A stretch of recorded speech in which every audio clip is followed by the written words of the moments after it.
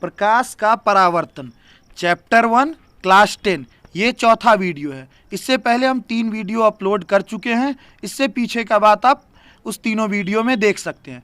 आज आगे हम लोग करेंगे समतल दर्पण पर लंबवत पड़ने वाली प्रकाश का परावर्तन।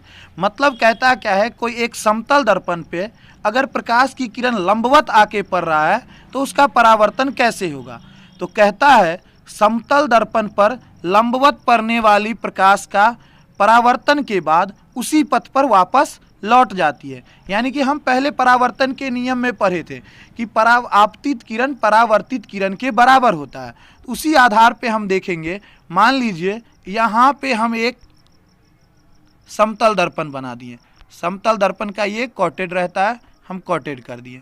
अब एक चीज़ देखिए, लंबवत आके प्रकाश की किरण पड़ रहा है, यानी कि लंबवत पड़ने का मतलब क्या, सीधा सीधा आके 90 डिग्री में इस सतह से टकरा रहा है।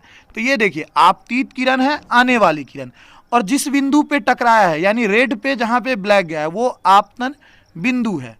अब आपतन बिंदु पे नॉर्मल खींचा जाता है, यानी कि आपतन बिंदु पे फिर यही लाइन एक बार नॉर्मल खींच दीजिए, यानी उसको एन से दिखा देते हैं। अब देखिए, अब हम जानते हैं कि आपतन कोण कितना होता है, नॉर्मल और आपतित किरण के बीच का कोण। तो यहाँ पे नॉर्मल और आपतित किरण दोनों तो एक ही लाइन है, तो यहाँ पे आई बराबर कितना हुआ, यानी कि आपतन कोण बराबर कितना हुआ, 0 डिग्री। तो जब, और हम जानते हैं क्या परावर्तन के नियम से कि जितने डिग्री का कोण आपतन कोण का होगा उतना ही डिग्री का परावर्तन कोण भी होगा। तो इसका मतलब क्या हुआ कि 0 डिग्री का आपतन कोण है तो परावर्तन कोण भी कितने डिग्री का होगा, 0 डिग्री का। तो हम यहाँ पे परावर्तन कोण भी 0 डिग्री का ही होगा, तो लंबवत ही चली जाएगी। यानी देखिए ये एरो नीचे वाला ब्लैक वाला एरो बता रहा है आपतित किरण का, और इसी पे नॉर्मल भी है, और रेड वाला एरो बता रहा है परावर्तित किरण का। तो अब देखिए इसको हम लोग लिखेंगे कैसे। तो वही कहता है कि समतल दर्पण पर लंबवत पड़ने वाली प्रकाश की किरण परावर्तन के बाद उसी पथ पर वापस लौट जाती है। और यहाँ हम फिगर दिखा दिए हैं। तो अब देखिए इस फिगर को हम लिख के भी बता दिए कि प्रकाश की एक किरण NP समतल दर्पण AB पर लंबवत आपतित हो रही है। इसके कारण आपतन कोण I बराबर 0, क्योंकि उसी पे नॉर्मल है। तो आपतन कोण बराबर होता क्या है, परावर्तन कोण, जो यहाँ हम लिख दिए हैं कि आपतन कोण बराबर परावर्तन कोण। तो इसलिए यहाँ पे परावर्तन कोण भी कितना होगा, 0। तो हम लिख सकते हैं लास्ट में कि अर्थात परावर्तित किरण अविलंब NP से 0 डिग्री का कोण बनाती हुई वापस चली जाएगी। अब इसके बाद अब हम लोग पढ़ेंगे प्रतिबिंब। प्रतिबिंब क्या होता है, प्रतिबिंब यानी चित्र। और देखिए वस्तु यानी जिसका चित्र बनता है, यानी वो वस्तु को हम बिंब कहते हैं, और जिस वस्तु का चित्र बनता है उसको हम लोग प्रतिबिंब कहते हैं। अब प्रतिबिंब का डिफिनीशन देखिए, ये प्रतिबिंब है, इसका डिफिनीशन देखिए क्या कह रहा है। किसी बिंदु स्रोत से आती प्रकाश की किरणें दर्पण से परावर्तन के बाद जिस बिंदु पर मिलती है या जिस बिंदु से आती हुई प्रतीत होती है उसे उस बिंदु स्रोत का प्रतिबिंब कहते हैं। यानी किसी बिंदु स्रोत से आती प्रकाश की किरणें, किसी बिंदु स्रोत यानी किसी वस्तु से आती प्रकाश की किरणें जब दर्पण से परावर्तन के बाद जिस बिंदु पर या तो मिलती है या फिर जिस बिंदु से आती हुई प्रतीत होती है उसे उस बिंदु स्रोत का प्रतिबिंब कहते हैं। अब आगे देखिए प्रतिबिंब कितने प्रकार के होते हैं। तो प्रतिबिंब 2 प्रकार के होते हैं, वास्तविक प्रतिबिंब और आभासी या काल्पनिक प्रतिबिंब।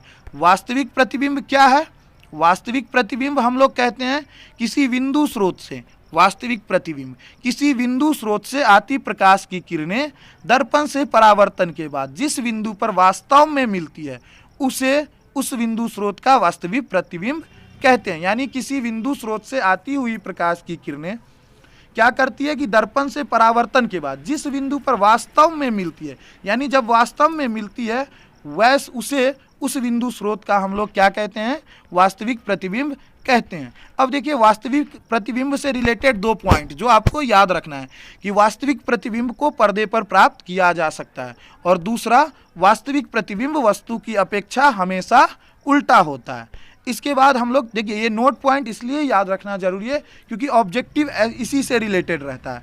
अब आगे आता है आभासी प्रतिबिंब। आभासी प्रतिबिंब क्या है, देखिए ये वाला पॉइंट कि किसी बिंदु स्रोत से आती प्रकाश की किरणें परावर्तन के बाद जिस बिंदु से आती हुई प्रतीत होती है, यानी यहाँ पे देखिए ये प्रतीत होने का बात कर रहा है, आती हुई प्रतीत होती है, उसे उस बिंदु स्रोत का आभासी प्रतिबिंब कहते हैं। तो ये हुआ आभासी प्रतिबिंब का डिफिनीशन। अब हम इसके रिलेटेड भी पॉइंट देख लेते हैं कि आभासी प्रतिबिंब को पर्दे पर प्राप्त नहीं किया जा सकता है, मतलब आभासी प्रतिबिंब को हम पर्दे पर प्राप्त नहीं कर सकते। और वास्तविक प्रतिबिंब में क्या देखे थे कि वास्तविक प्रतिबिंब को हम पर्दे पर प्राप्त कर सकते हैं। अगला पॉइंट क्या कहता है, आभासी प्रतिबिंब वस्तु की अपेक्षा हमेशा सीधा होता है। ये दूसरा पॉइंट, आभासी प्रतिबिंब क्या होता है, वस्तु की अपेक्षा हमेशा सीधा होता है। और वास्तविक प्रतिबिंब में हम क्या देखे थे, वस्तु की अपेक्षा हमेशा उल्टा होता है। तीसरा पॉइंट क्या कहता है, आभासी प्रतिबिंब को सदा बिंदु से या टूटी रेखाओं से देखते हैं, मतलब डॉटेड लाइन अगर कहीं दिया हुआ है प्रतिबिंब वाले चैप्टर में तो आप क्या समझना, वहाँ पे आभासी प्रतिबिंब हो रहा है। और ये सीधा लाइन दिया हुआ रहता है तो उसको हम लोग वास्तविक प्रतिबिंब समझते हैं। अब देखिए आगे, समतल दर्पण। अभी हम समतल दर्पण बना के ही वहाँ पे क्या किए थे, अब आगे देखते हैं कि समतल दर्पण द्वारा प्रतिबिंब जो बनता है उसकी क्या विशेषता है, मतलब कैसा रहता है कि अगर समतल दर्पण जैसे आईना के सामने हम खड़े हुए तो हमारा जो प्रतिबिंब बना वो कैसा दिखता है, उसमें क्या चेंजिंग होता है या क्या बदलाव नहीं होता है। इसमें इससे रिलेटेड 6 पॉइंट है। पहला, प्रतिबिंब दर्पण के पीछे बनता है, यानी कि प्रतिबिंब दर्पण के पीछे बनता है। आप गौर करिएगा तो आपको लगेगा कि दर्पण के पीछे प्रतिबिंब बन रहा है। दूसरा पॉइंट, प्रतिबिंब का आकार वस्तु के आकार के बराबर होता है, यानी जितने साइज का आपका इमेज है, मतलब आप खुद हैं उतना ही बड़ा, कभी छोटा या बड़ा प्रतिबिंब नहीं बनता है दर्पण में। तीसरा पॉइंट कि प्रतिबिंब वस्तु की अपेक्षा सीधा बनता है, यानी कि सर के पास ही, मुंह के पास ही, और नीचे उसी जो पार्ट जहां रहता है उसी के सामने हमको प्रतिबिंब में भी दिखता है। चौथा पॉइंट क्या कहता है, प्रतिबिंब पार्श्विक रूप से उल्टा होता है। पार्श्विक रूप से उल्टा का क्या मतलब हुआ, दाएं का बाएं और बाएं का दाएं, यानी कि आपका अगर अपना दायां हाथ वस्तु अपना उठाता है या आप मिरर के सामने खड़े हो जाते हैं और अपना दायां हाथ उठाइएगा तो आपको क्या लगेगा मिरर में कि आपका बायां हाथ उठ रहा है।